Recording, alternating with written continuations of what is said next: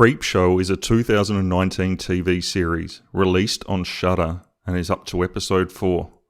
Produced by Greg Nicotero, it's based on the first 2 Creepshow movies and is a horror anthology series hosted by the Silent Creep, whom guides us through each tale a la the Creepshow comic books, of which it draws its inspiration from.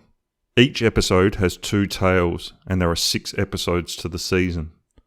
With 2 episodes left, I just wanted to share my thoughts and feelings on the show thus far. I will try to leave this review spoiler-free. As you know, I hate spoilers. The show's first episode opens with a bang, using Stephen King's story, Grey Matter. And if any of you have read it, you know it is a perfect tale for Creepshow. This episode contained many Easter eggs that I won't list for you here. I'll leave it up to you to find. These Easter eggs, of course, refer back to the original movies. Grey Matter features a cast member from the original Creepshow, Adrienne Barbeau, who starred in The Crate, one of my favourite tales in the original. It was awesome to see her return. Another prominent horror star that appears in a later episode is the reanimator himself, Jeffrey Combs. The entire show has many nods and winks for the vigilant horror fan to find. I really love this aspect. It's not all roses though, as I am finding the tales themselves very hit and miss.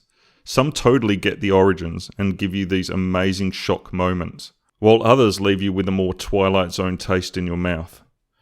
To me, Creepshow was always about the sickening, bone-crunching terror reveals. Every tale in the first 2 movies left you feeling a little violated, terrified and shocked.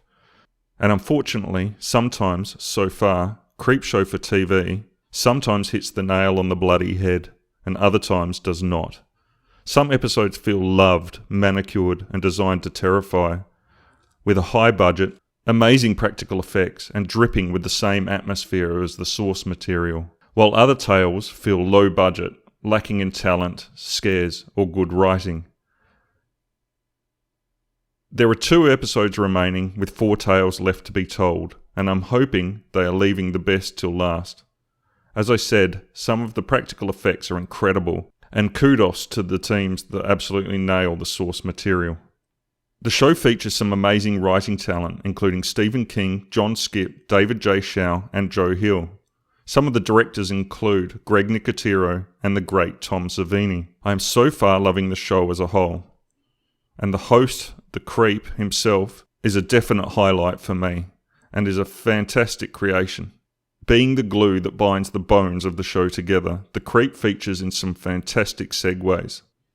The intro to the show itself is fantastic, and features some awesome CG, and harks back to the original movies. There are also animated sequences featuring the Creep that pop up, and are very well done in the original comic book style.